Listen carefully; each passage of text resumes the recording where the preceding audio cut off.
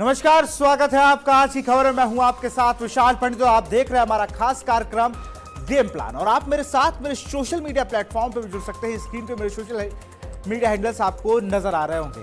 IPL 2026 का पहला match रोमांच से भरपूर रहा। शनिवार को बेंगलुरु और हैदराबाद के मैच से आईपीएल के 19वें सीजन की शुरुआत हुई और अब आज आईपीएल 2026 का दूसरा मैच मुंबई इंडियंस और कोलकाता नाइट राइडर्स के बीच खेला जाएगा। मुंबई और केकेआर की टीमें वानखेड़े स्टेडियम में भिड़ेंगी। इस मैच के हाई स्कोरिंग होने की पूरी उम्मीद है। मुंबई इंडियंस और कोलकाता नाइट राइडर्स का मैच एमआई के होम ग्राउंड वानखेड़े में खेला जाएगा। शाम 7 बजे मैच का टॉस होगा और 7:30 बजे इस मैच की शुरुआत होगी। मुंबई इंडियंस की बात करें तो सभी की नजर कप्तान हार्दिक पांड्या पर होगी। सूर्य कुमार यादव जो कि भारतीय टी20 टीम के कप्तान भी हैं और जसप्रीत बुमराह और रोहित शर्मा पर भी इनकी नजरें होंगी। वहीं केकेआर की बात करें तो Finn Allen, Tim Seifert, Cameron Green और अजिंक्य रहाणे पर हर किसी की नजर होगी। मुंबई के कप्तान हार्दिक पांड्या हैं तो केकेआर के कप्तान अनुभवी रहाणे हैं और मुंबई के वानखेड़े स्टेडियम की पिच गेंदबाजी की कब्रिस्तान मानी जाती है। इस पिच पर गेंदबाजों की खूब पिटाई होती है। यहां कोई भी स्कोर चेज हो सकता है। ऐसे में टॉस जीतने वाली टीम मुंबई पहले गेंदबाजी का फैसला कर सकती है। दोनों ही टीमों में कई विस्फोटक बल्लेबाज हैं। ऐसे में यह मैच हाई स्कोरिंग की संभावना जताई जा रही है। लेकिन सबसे बड़ी बात जो हम लगातार कर रहे हैं और ये टीम जहां पर हम बात करें कि केकेआर की टीम कैसे होने वाली है तो वहां पर अजिंक्य रहाणे कप्तान होंगे। वहां पर आपको फिन एलन दिखने वाले हैं, अंकुश रघुवंशी, कैमरून ग्रीन, रिंकू सिंह उप कप्तान बनाए गए हैं इस बार, रमनदीप सिंह, अनुकूल रॉय, सुनील नरेन, वरुण चक्रवर्ती और मुझे लगता है इंपैक्ट प्लेयर में इस बार कार्तिक त्यागी को जगह मिलने वाली हो। ब्लेसिंग मुदरबानी अफगानिस्तानी गेंदबाज है, इनको भी टीम में मौका दिया गया। मेरे पीछे आप देख सकते हैं अजिंक्य रहाणे जो कि कप्तान होने वाले। अब मुंबई इंडियंस की बात करें तो हार्दिक पांड्या कप्तान है, क्विंटन डिकॉक अच्छी फॉर्म में चल रहे हैं, रोहित शर्मा टी20 से संन्यास ले चुके हैं लेकिन आईपीएल खेल रहे हैं, सूर्य कुमार यादव, तिलक वर्मा एक अच्छी फॉर्म में है। वहां अगर हम देखें तो हमको नमन धीर दिख रहे हैं, लंबे शॉट खेलने के लिए शिरफन रदरफोर्ड है, विल जेके है, दीपक चाहर है, ट्रेंट बोल्ट और जसप्रीत बुमराह। तो ये वो टीम है जिसको लेकर आपको बिल्कुल कुछ सोचने की जरूरत नहीं है। ये वो टीमें हैं, ये दोनों टीमों पर ऐसी जो कागजी तौर पर बहुत मजबूत है, लेकिन सवाल यही है जब आप कागज पर इतने मजबूत हैं तो क्या मैदान पर होंगे। खैर अभी हमारे साथ गेस्ट भी जुड़ेंगे, उनके पास चलेंगे, लेकिन उससे पहले कल के मैच की कुछ डिस्कशन करते हैं। कुछ चीजें जो कल के मैच में सबने देखी और जिस तरीके से सबसे पहले कुछ रिकॉर्ड्स बने।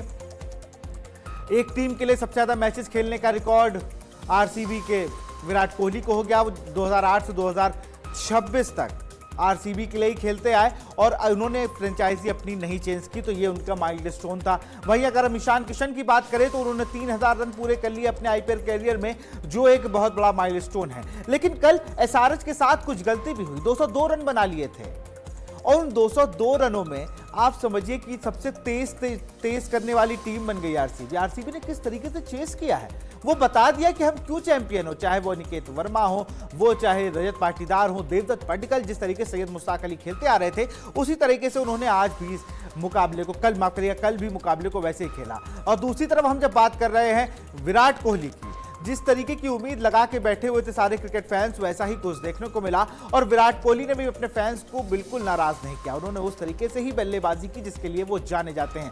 पूरे चेज में उन्होंने उसी तरीके से गेंदबाजी की। हमारे साथ cricket expert Delhi cricket association में कोच के पद पे कार्यरत है, बहुत बहुत स्वागत है नरेंद्र सिंह जी आपका। चूंकि आप मुंबई के विकेट को बहुत अच्छे से जानते हैं, आप उस समय बारबाडोस की हम बात करें, डीवाई पाटिल की बात करें, वानखेड़े की बात करें, ये सब वो ग्राउंड है जहां पर बॉलर्स के लिए बहुत कुछ होता नहीं है। और आज एमआई और केकेआर का मुकाबला है, दोनों की बॉलिंग अगर देखी जाए तो लगभग सेम है। तो आज क्या लगता है आज के मुकाबले में? देखिए, ये जो आईपीएल मैच है ये बेसिकली वाइट बॉल का गेम है और दोनों टीमें अभी जब देखिए उनके खिलाड़ी आपस में साथ में खेल रहे थे, दोनों एक दूसरे की कमियों को पता है आपस में कैसे क्या इनके फॉल है, क्या इनके वो प्रेजेंट इनका फॉर्म चल रहा है। तो मुझे लगता है कि एक कांटे की टक्कर होने वाली है और दोनों टीमों में अनुभवी खिलाड़ी हैं जिनके पास टी20 का और इस तरह के फॉर्मेट का एक अच्छा एक्सपीरियंस है। हो सकता है कि आज आपको एक बहुत बड़ा स्कोर देखने को मिले, हो सकता है चेज भी हो सकता है। तो ये दोनों चीजें, क्योंकि दोनों जो टीमें हैं आपस में, जो डोमेस्टिक में भी साथ में खेल रहे हैं, कुछ लोगों ने तो अपनी इंडियन टीम में ड्रेसिंग रूम शेयर किया, उनकी सब बिल्कुल। कमियां पतियां हैं। लेकिन मैं कह सकता हूं कि इन सब के बावजूद भी जो वाइड बॉल का गेम होता है उसमें बॉलर्स के लिए कुछ ज्यादा नहीं होता है। तो ये बैटिंग जो है ओरिएंटेड गेम है, और एक बड़ा स्कोर देखने को मिल सकता है, और हो सकता है चेज भी हो जाए। नहीं भाई, आज के मैच में हम डिस्कशन और करेंगे, लेकिन कल के मैच पे जाए। अभी आपने हाई स्कोरिंग मैच की बात करी, लेकिन कल भी जैसे आप देखिए ना कि 200 कुछ रन बन जाते हैं, 202 रन, वो भी आसानी से चेज हो जाता है। जैसे वानखड़े की विकेट है, छोटा ग्राउंड है, और उसी तरीके से चिन्नास्वामी में वही हुआ। तो बल्लेबाजों ने तो पूरा काम कर दिया, उन्होंने रन बना के दिए, लेकिन गेंदबाज रोक ही नहीं पाए। कैप्टनसी नए कप्तान थे ईशान किशन, अच्छी कप्तानी भी कर रहे थे, लेकिन वो विकेट जहां पे लेने चाहिए थे वहां ले नहीं पाए। देखिए, अभी जब इस तरह के मैचेस होते हैं 200 रन भी कुछ नहीं होते हैं। अब आप ये सोच के चलिए कि पहले के जमाने में 160 170 बन जाते थे, और वो बड़ा कहते थे कि हम कंफर्ट जोन में चले गए। आज ये सिचुएशन नहीं है। अभी इसमें एक खिलाड़ी भी अगर अच्छा खेलता है, शीट एंकर का रोल अदा करता है, तो वो आसानी से चेस कर देता है। अभी जिस तरह से ईशान किशन ने बहुत अच्छी बैटिंग करी, बाद में देखिए कोहली सेटल हो गए, और उन्होंने जो उनके पास एक अनुभव है कि वो कहीं ना कहीं आखिरी तक खेलते हैं, विकेट को पकड़ के रखते हैं, उनके अंदर एक टेम्परामेंट है इस गेम का, कि गेम को चलाने का। तो देखिए आसानी से जो चेज हो गया। तो समय के हिसाब से गेम भी फास्ट हुआ है, फिटनेस लेवल कहीं ना कहीं अगर हम बात करें तो इसमें बहुत मैटर करता है, एक के दो लेने, और पावर हिटिंग का गेम भी है। तो कह सकते हैं कि इस फॉर्मेट में कुछ एक चीजें होती हैं जिसमें आपकी कोर की स्ट्रेंथ और मेंटल एबिलिटी भी बहुत इंपॉर्टेंट है, कि अगर 200 रन बने हैं तो उसको हम कहीं ना कहीं उसको उसका विभाजन करना है, कि हमें पावर प्ले में इस तरह से बैटिंग करनी है, मिडिल ओवर्स में इस तरह करनी है, और हमें किस प्लेयर को बीच में रोक के रखना है। अगर लेफ्ट आर्म स्पिनर है तो हमें एक लेफ्टी को बीच में डाल के रखना है। तो इस तरह से जब समीकरण हम बनाते हैं तो इस तरह के जो रन होते हैं वो भी चेज हो जाते हैं। ये सीधा एग्जांपल कल के मैच का आप देख लीजिए। बिल्कुल। और नरेंद्र भाई, जैसे हम देख रहे हैं कोलकाता नाइट राइडर्स को, इनके साथ तो चोट की बड़ी पुरानी दिक्कत है। यहाँ के कई प्लेयर हम देख रहे हैं वो बाहर हो चुके हैं चोट की वजह से, और एक प्लेयर है जो चोट से वापसी कर रहा है। राजस्थान रॉयल्स के लिए खेल रहे थे पिछले सीजन, और बहुत ज़्यादा डोमेस्टिक में उन्होंने अपने आप को ग्रो अप किया था, और लोग ब्रेटली तक ने उनकी तारीफ की थी। लेजेंडरी बॉलर है ब्रेटली, उन्होंने तारीफ करी। कार्तिक त्यागी की मैं बात कर रहा हूं। मैंने उन्हें अपने इंपैक्ट प्लेयर में इसलिए रखा कि भाई आप उनसे बॉलिंग कराइए 4 ओवर, क्योंकि वो बहुत, उनकी जो पेस है, अभी मैं प्रैक्टिस मैचेस जब देख रहा था कोलकाता नाइट राइडर्स के, जब वो इंट्रा स्काउट मैच हो रहे थे, तब वहां मैंने देखा कि किस तरीके से 3-4 विकेट ले रहे थे। तो जिस लाइन पर वो बॉल कर रहे थे वो एक T20 में बड़ी कारगर है। अगर आज कार्तिक त्यागी को प्लेइंग 11 या इंपैक्ट प्लेयर के तौर पर खिलाया जाता है तो मुझे लगता है बहुत फायदा होने वाला है KKR के लिए। देखिए, इस तरह के जो खिलाड़ी होते हैं वो जो फ्रेंचाइजी होती है उन पर नजर रखती है। इस तरह से अगर उनका इंक्लूजन हुआ है तो कहीं ना कहीं वो इम्पैक्ट प्लेयर की जो आप बात कर रहे हैं उस तरह से यूज किया जा सकता है। और ये जो खिलाड़ी हैं ये कुछ ऐसे स्पेशलिस्ट खिलाड़ी होते हैं जो कि साल भर इसी चीज की तैयारी करते हैं। नेट्स पे भी जब बॉल करते हैं या ओपन नेट सेशंस जो होते हैं उसमें टारगेट बॉलिंग, कहाँ पे स्लॉट में बॉल डालना है, कहाँ नहीं डालना है, फील्ड कैसे फैलाना है। तो जो आप ये बात कह रहे हैं ये कहीं ना कहीं ऐसा आज आपको दिख सकता है कि इस खिलाड़ी को खिलाया जा सकता है, और ये हो सकता है कि कहीं ना कहीं एक की रोल अदा करेगा आज। मुंबई से राजा कह रहे हैं रोहित शर्मा के लिए, फैंस पे बड़ी उम्मीदें हैं रोहित शर्मा को ग्राउंड पर जब वापसी, जिस तरीके से वो अपने आप को फिट करेंगे। मैं तो नीता अंबानी को ही सुन रहा था उनसे, जब एक कन्वर्सेशन का एक वीडियो आया कि तुम बहुत और यंगस्टर लग रहे हो, तुम्हें लोग पहचान नहीं पा रहे। तो फिटनेस पे रोहित शर्मा ने बहुत ध्यान दिया। फिटनेस के लिए अभी आपने कहा, रोहित शर्मा उन सारे युवा प्लेयर्स के लिए एक आइडल प्लेयर है जो अपनी फिटनेस को लेकर काम करना चाहते हैं। उसी फिटनेस से उन्हें कई बातें सुनने को मिलती हैं, लेकिन अब देखिए फिट किस तरीके से हैं। तो आज मुंबई इंडियंस के लिए होम ग्राउंड पर रोहित शर्मा का क्या जादू देखने को मिलेगा, या सूर्य कुमार यादव, तिलक वर्मा, कौन आज की प्लेयर होने वाला है बैटिंग में? देखिए, रोहित शर्मा के लिए अगर हम अभी जिस तरह से आपने बात करी फिटनेस की, तो मुझे याद है अपने प्लेइंग डेज में मैं लक्ष्मण के साथ एक दो ट्रॉफी खेला हूँ, तो वीवीएस लक्ष्मण के अंदर भी यही एक लेजी एलिगेंट था। वो लगते थे, लेकिन जहां उनका जो कोर काम था बैटिंग का, वो आखिरी तक खेलते थे, मैच जिताते थे अपनी स्टेट के लिए और आगे इंडिया के लिए बहुत परफॉर्म। ये खिलाड़ी रोहित शर्मा जो है, ये भी उसी तरह का खिलाड़ी है। आपको लगता है कई बार कि थोड़ा सा ये बल्की लग रहे हैं, बट अगर आप इनके रिफ्लेक्सेस, अब जहां तक कि शॉर्ट पिच बॉल की बात हो, शॉर्ट आर्म पुल की बात हो, बैकफुट पे जाके बॉल को किसी भी दिशा में खेल देना, तो ये उनके अंदर कहीं एक ऐसा एलिगेंट प्लेयर है अंदर, जो कि छुपा हुआ देखने में नहीं लगता है। जहां तक कि अभी कमबैक की बात करी जाए या इस टूर्नामेंट में वापस थोड़ा सा बाहर थे और फिटनेस उनकी काफी अच्छी, जैसे नीता अंबानी जी ने बोला है, तो आप देखिए कि उसने होमवर्क किया है। उसने आज ये कहीं ना कहीं इस फॉर्मेट की, इस क्रिकेट की डिमांड है अपने आप को फिट रखना है। और लेजी एलिगेंट के साथ साथ अगर इन्होंने अपना वेट रिड्यूस किया है और फिट किया है, तो हो सकता है कि आज आपको ये बहुत बड़ी इनिंग और एक शानदार इनिंग देखने को मिल सकती है अपने ही होम ग्राउंड पे। बिल्कुल। और मैं जिस तरीके से देख रहा हूं, मैं मुंबई इंडियंस को, चूंकि मैं कई बार देख चुका हूं, मयंक मार्कंडे हैं, लेग ब्रेक बॉलर है, चूंकि मुझे लगता है कि वानखेड़े में ऐसा नहीं है कि सिर्फ बल्लेबाजों के लिए ही सब कुछ है। मैं बॉलर्स पर बड़ा डिपेंड रहता हूं, क्योंकि बॉलर्स एक ऐसी कड़ी है जो एक गेंद में मैच बदल सकती है, वो किसी भी पाले में मैच जा सकता है। तो ये सिर्फ कह देना कि ये पूरा विकेट बैट्समैन के लिए है, तो बॉलर्स के लिए थोड़ी सी दिक्कत वाली बात है। तो फिर लेकिन मुझे लगता है हार्दिक पांड्या की फैक्टर होंगे इस मैच में, और दूसरा जसप्रीत बुमराह मुंबई के लिए ये की फैक्टर होने वाले हैं। और दूसरा केकेआर के लिए अगर हम बात करें तो वहां पर शेफर्ड और दूसरे प्लेयर सुनील नारायण, ये दोनों, ये चार प्लेयर जो है दोनों टीमों के दो दो, ये कहीं ना कहीं हमें बहुत ही ज्यादा इंपैक्ट डालने वाले हैं अपनी टीम को जिताने के लिए। नरेंद्र भाई। बिल्कुल, पहले हम जिस तरह से आपने मार्कंडे के बारे में बात कही, उसके बारे में हम बात कर लेते हैं। देखिए, होता क्या है कि जो रिस्ट स्पिनर होता है, अगर उसको लाइन लेंथ और कंट्रोल अगर उसका अच्छा है, तो ये इतना मैटर नहीं करता है कि ग्राउंड छोटा है, राइट। ये मैं मानता हूँ, वानखेड़े स्टेडियम जो है, स्क्वायर ऑफ द विकेट जो है, कहीं ना कहीं बाउंड्री इसकी छोटी है, लेकिन सामने का जो ग्राउंड है वो थोड़ा सा काफी इजी है कहीं ना कहीं। और बट मुझे उम्मीद है कि थोड़ा सा बैट पे बॉल अच्छा आता है, लेकिन उम्मीद है कि इस तरह की जो बॉलिंग है वो कहीं ना कहीं खतरनाक साबित हो जाती है, क्योंकि इनका जो है टर्न है, स्क्वायर टर्न होता है। तो ये जो विकेटें होती हैं, जो मुंबई का विकेट है, इससे थोड़ा सा रफ होता है बॉल, थोड़ा सा टर्न भी करता है। तो मुझे ऐसा लगता है कि ये इस तरह का खिलाड़ी भी जो है कामयाब हो सकता है। फिर अगर बात कही जाए जसप्रीत बुमराह की, जसप्रीत बुमराह तो एक एसेट हो गए हैं। उनको अनुभव इतना हो चुका है कि किसी भी कंडीशन में, किसी भी टीम के अगेंस्ट, उनका जो लेथल वेपन्स हैं, जो यॉर्कर डालते हैं, जो स्लो डिलीवरी है, वेरिएशन है, इस तरह की जो उनके पास है, वो उससे बड़ी बड़ी टीमें पूरी हिली हुई हैं।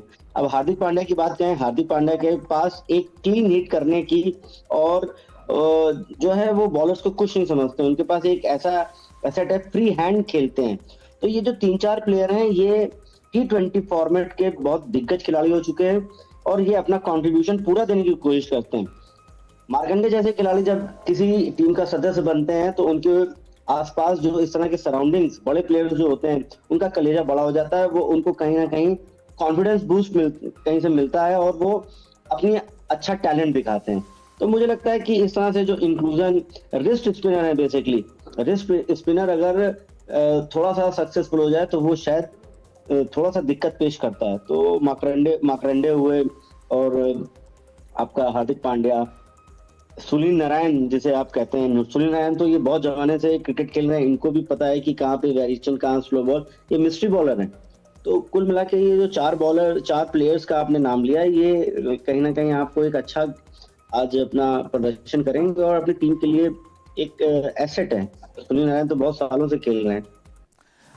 नरेंद्र भाई, कप्तान की अगर बात करें, इस बार पूरी नई ब्रिगेड कप्तानी कर रही है, लेकिन दो टीमें हैं जहां पर हमें थोड़ा तजुर्बेदार कप्तान देखने को मिल रहे हैं। पहले मैं कप्तान हार्दिक पांड्या के बारे में आपसे समझूंगा। हार्दिक पांड्या कप्तानी कर रहे हैं मुंबई इंडियंस की। गुजरात टाइटंस को अपना मेडन जो ट्रॉफी थी जिताने के बाद उन्होंने ट्रेड किया गया, वो आते हैं मुंबई में और कप्तानी करते हैं। पिछला सीजन अच्छा रहा। इस सीजन भी उम्मीद है कि वो ट्रॉफी जिता लेंगे, छठी ट्रॉफी की जो लगातार बात हो रही है। तो पहले अजिंक्य रहाणे नहीं, पहले मुंबई इंडियंस के कप्तान हार्दिक पांड्या की भूमिका को सोचते हैं, क्योंकि सारे प्लेयर्स जो हैं वो इनमें से कई इंडिया के लिए खेले जरूर हैं जो टीमों के कप्तान हैं, लेकिन हार्दिक पांड्या के पास इंटरनेशनल सर्किट का मुझे लगता है ज्यादा अनुभव है, टीम के ड्रेसिंग रूम के बारे में ज्यादा अनुभव है, वो थोड़ा प्लस पॉइंट रहेगा।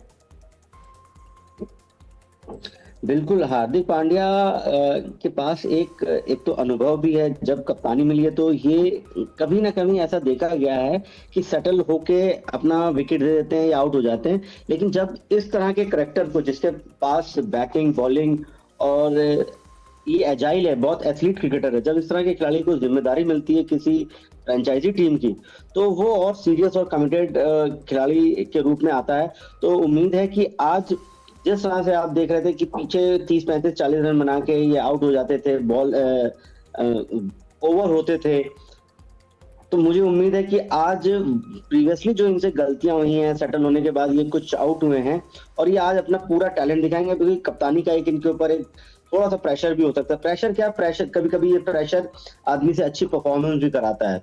तो मुझे उम्मीद है कि हार्दिक पांड्या एक कप्तान के रूप में बहुत एक सफल कप्तान होंगे और अपना कंट्रीब्यूशन, जिस तरह उनके पास हर तरह की स्किल है, फिटनेस लेवल बहुत अच्छा है, और अगर उनके ऊपर इतना ट्रस्ट किया गया है तो उस ट्रस्ट पे वो सही उतरेंगे।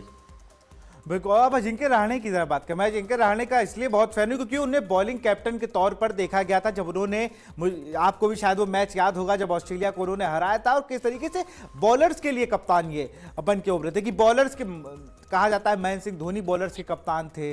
अगर जो बॉलर्स को लेकर चलते थे, किसी बॉलर को भी कहाँ पे पिक करना है, कहाँ पर लगाना है, कौन सा ओवर कराना है, ये बड़ा सरप्राइज रहता था। वहां पर हमने ऐसे कप्तानी करते देखा राहुल द्रविड़ को, ऐसे बहुत से ऐसे कप्तान हुए भारतीय टीम में। वीरेंद्र सहवाग, गौतम गंभीर ने जो 5-0 से न्यूजीलैंड के खिलाफ क्लीन स्वीप की थी, उसमें आप देखिए किस तरीके से यूसुफ पठान का रोल था, उन्हें बॉलिंग भी कराई गई और बैटिंग में ऊपर डाउन, तो एक उस तरीके के प्लेयर्स थे। लेकिन अजिंक्य रहाणे बहुत दिन बाद ऐसे कप्तान मिले थे जो लगातार बैटिंग ऑर्डर पे थोड़ा बदलाव करते थे और बॉलर्स के सपोर्ट में खड़े होते थे कि नहीं तुम ये ओवर करो, इस तरीके से करो। वही पिछले सीजन में भी वो करते नजर आए थे। इस सीजन में भी उनके लिए क्योंकि केकेआर का स्टार्टअप इतना बड़ा है, अपने कंधों को मजबूत करना पड़ेगा, तो मुझे लगता है कि इस बार अजिंक्य रहाणे के लिए भी बहुत बड़ा एक गेम चेंजर होगा 27 का जो वर्ल्ड कप है उसको लेकर भी, कि T20 में अगर अच्छा परफॉर्म करते हैं तो वनडे टीम के दरवाजे भी खुल सकते हैं उनके लिए।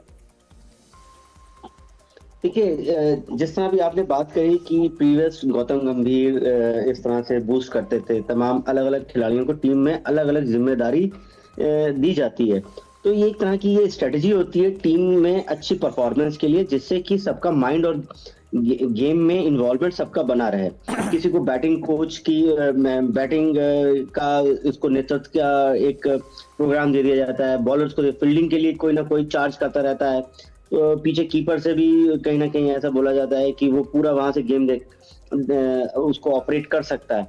तो ये एक तरह की स्ट्रेटजी होती है कि आप मैनेजमेंट एक तरह की स्किल है कि अगर हमने कप्तान बना दिया, बॉलिंग का कप्तान ग्राउंड में, तो वो कहीं ना कहीं अपने एक्सपीरियंस से उसको ये पता होता है कि ये किस टाइम इसको लाया जाएगा, किस बैट्समैन के सामने इसको डाला जा सकता है। तो इस तरह की जो रणनीति है ये प्रीवियसली कई इंटरनेशनल टीमों में देखा गया है, तो वही का एक कहीं ना कहीं इसको समावेश किया गया है। एक अच्छी स्ट्रेटजी भी है।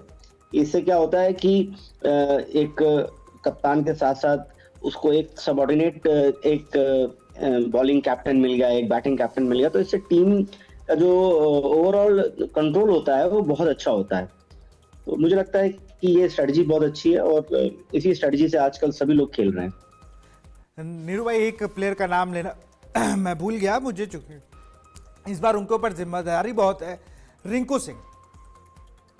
रिंकू सिंह को वाइस कैप्टन बनाया गया है और फिनिशर की भूमिका लगातार वो केकेआर के लिए निभाते आ रहे हैं। तो इस बार रिंकू सिंह का आज का मैच कितना खास होने वाला है? देखिए, मेरा एक पर्सनल कहीं ना कहीं सॉफ्ट कॉर्नर रिंकू सिंह के लिए है कि रिंकू सिंह हमेशा कहीं ना कहीं उनको बहुत कम बॉलें, बहुत कम चांस मिलता है। ये खिलाड़ी प्रतिभा से भरा हुआ है। इसको भी एक की प्लेयर की तरह आगे फ्रंट लाइन पे यूज करना शुरू करें धीरे धीरे। यही इसी आईपीएल में अगर जब ये ऊपर खेलना शुरू करेगा, लंबे रन बनाएगा, तो आप देख लीजिए ये हिंदुस्तान का ये मेन बैट्समैन बन जाएगा। तो ये एक कह सकते हैं कि एक इसके लिए प्लेटफॉर्म है। फ्रेंचाइजी को इसमें कोई डिसीजन नहीं लेना चाहिए, धीरे धीरे इसको प्रमोट करके ऊपर बैटिंग कराना शुरू कर दें। आप देखिए ये 100%, मुझे 100% से भी ज्यादा उम्मीद है कि ये बिल्कुल सही उतरेगा। ये खिलाड़ी बहुत कमिटेड क्रिकेटर है। आप फील्डिंग में देखिए बहुत बिल्कुल सेफ है। आप जितना भी टाइम देखिए ये इन्वॉल्व रहता है, इसका कंट्रीब्यूशन हमेशा होता है, इसकी बॉलें कम होती, रन हमेशा ज्यादा होते हैं। तो क्यों ना हम इस तरह के खिलाड़ी को ना अपने मेन योद्धा होते हैं, उनको फ्रंट लाइन पे डालना चाहिए, पीछे नहीं रखना चाहिए, जो मेरी पॉलिसी है। और धीरे धीरे ये लोग इसको लेके आ जाएंगे फ्रंट लाइन पे। आप देखिएगा, हो सकता है ये जो मैं स्ट्रेटजी में इसके बारे में बता रहा हूँ, हो सकता है आपको इस वाले आईपीएल में रिंकू सिंह ऊपर बैटिंग करते नजर आ जाए। बिल्कुल। अब आखिरी दौर पे हम हैं अपने शो के, तो नरेंद्र भाई आज का जरा प्रेडिक्शन भी अगर हम आपसे जान ले, कौन सा वो टीम है, कौन सी वो टीम है जो आज अच्छा परफॉर्म करके जीत जाएगी, और क्या स्कोर एक आइडल स्कोर रहेगा किसी भी टीम के लिए? देखिए 200 रन से कम तो कोई भी रन जो है वो सेफ नहीं है। 200 प्लस तो बनाने पड़ेंगे, और 200 रन भी चेज हो जाते हैं। तो 220 230 का जो रन होगा वो कहीं ना कहीं मतलब सेफर साइड रहेगा। और जहां तक कि की प्लेयर्स की बात कही जाए, बॉलिंग में मैं जरूर कहूंगा बुमराह विल बी ए की फैक्टर। और मुंबई इंडियंस से हमारे जो फेवरेट हैं, मैं रोहित को ही बोलूंगा, क्योंकि रोहित के अंदर एक कैपेबिलिटी है कि वो सेटल होने के बाद काफी लंबी इनिंग खेलते हैं। तो जिस तरह से अभी फिटनेस की बात हुई, तो उन्होंने हो सकता है कि एक जिस तरह से आरसीबी के कप्तान विराट कोहली, उन्होंने ये देखा कि फिटनेस में अगर मेंटेन रखो तो आपका कैरियर कितने साल और बढ़ जाता है। तो उनको ये भी दिख रहा होगा कि अब थोड़ा सा फिटनेस पे वर्क किया जाए तो अपनी क्रिकेट कैरियर को और बढ़ाया जाए। तो आज मुझे उम्मीद है कि रोहित जो है आउटस्टैंडिंग बैटिंग करेंगे, एक मेन जो है टीम के आपको कह सकते हैं कि स्कोरर रहेंगे।